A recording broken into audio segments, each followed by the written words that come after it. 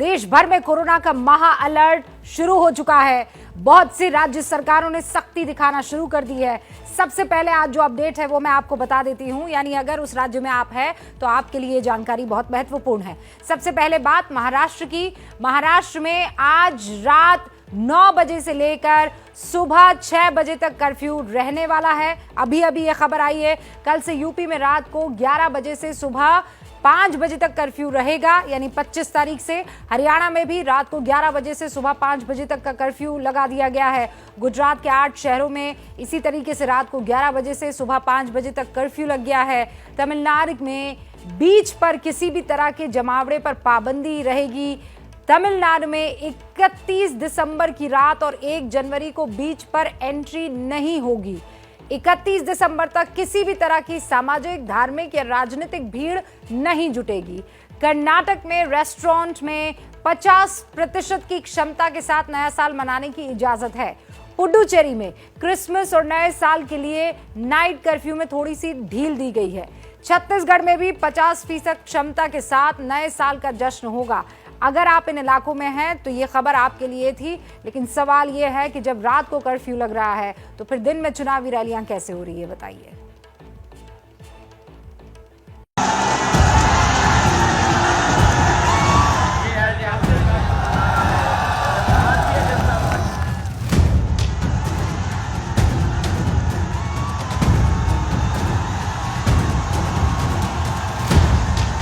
बहुत बहुत स्वागत। हम लोग के जब फेस्टिवल आते हैं तो कोरोना बढ़ जाता है, और इनका जब टाइम आता है तो जो लगा देते हैं नाइट कर्फ्यू। रैलियां जो इसको भी तो रोके हैं, इनके लिए नाइट कर्फ्यू ना इनके घर का हो गया है। जब मर्जी आती है खोल देते हैं, जब मर्जी आती है लगा देते हैं। लगता है कि कोरोना एक शहंशाह हो रहा है जो रात के अंधेरों में निकलता है, सुबह होते ही वो चला जाता है। यूपी में कल से नाइट कर्फ्यू है, इसीलिए पब्लिक नेताओं से ये सवाल पूछ रही है, क्योंकि नेताओं की रैली में तो खूब भीड़ है, तो क्या जो कोरोना रात को आएगा वो दिन की रैलियों से गायब हो जाएगा? असल में कल इलाहाबाद हाईकोर्ट ने अनुरोध किया है कि तीसरी लहर के चलते यूपी विधानसभा चुनाव टाल दिया जाए। पीएम और चुनाव आयुक्त चुनावी रैलियों पर रोक के लिए कदम उठाएं, चुनाव प्रचार टीवी और अखबारों के माध्यम से करें। चुनाव में कोरोना कैसे बढ़ता है, इसका उदाहरण हम पश्चिम बंगाल में देख चुके हैं, जहां अधिसूचना के दिन यानी 26 फरवरी को कोरोना के सिर्फ 216 केस थे और एक दिन में 3 लोगों की मौत हुई थी। लेकिन नतीजों के दिन यानी 2 मई को कोरोना के 17,515 केस हुए और 216 लोगों की मौत हुई। दुनिया में बहुत से देश ऐसे हैं जहां कोरोना की वजह से चुनाव कैंसिल हुए या फिर टाले गए।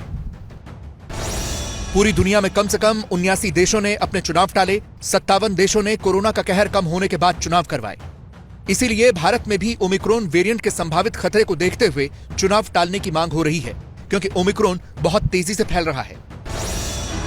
ओमिक्रॉन का पहला केस 2 दिसंबर को आया था, उसे 100 केस होने में 16 दिन लगे, 200 केस होने में 3 दिन और 300 केस सिर्फ 2 दिन में हो गए।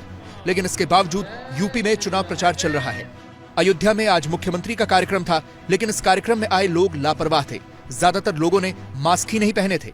मुख्यमंत्री योगी आदित्यनाथ अयोध्या में एक रैली को संबोधित कर रहे हैं, और बस देखिए और समझिए कि ऐसे में कैसे रुकेगी तीसरी लहर। और ये चिकित्सा शिविर है, लेकिन दुर्भाग्य है कि यहाँ एक कर्मचारी के अलावा बाकी लोगों ने भी मास्क नहीं लगाया है। अभी लगाए बैठे थे, अभी उतारे हैं। मत उतारिए ना, यही तो कह रहे हैं मुख्यमंत्री। ठीक है, ठीक, लगाए रहेंगे। किस डिपार्टमेंट से हैं आप? होम्योपैथिक डिपार्टमेंट से। इनको कहिए मास्क लगाएं।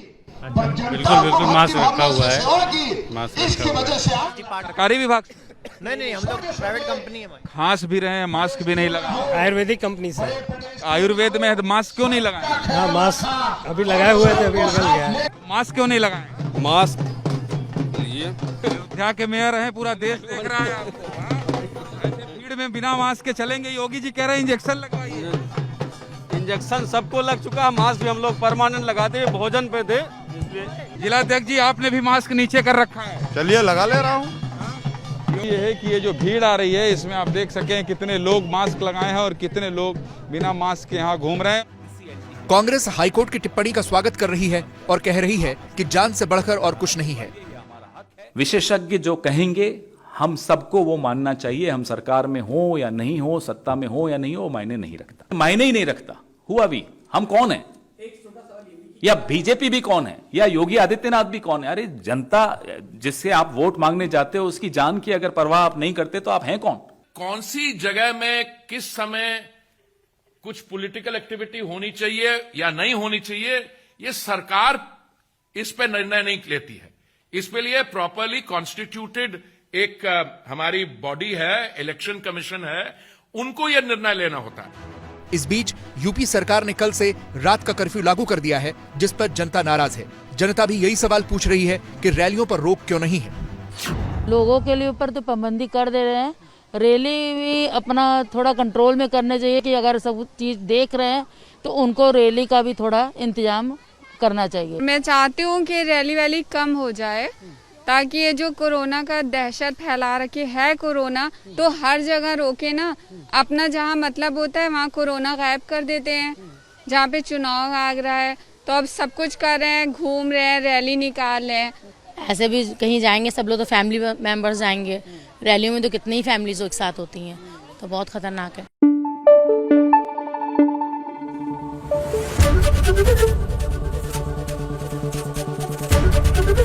एबीपी न्यूज आपको रखे आगे।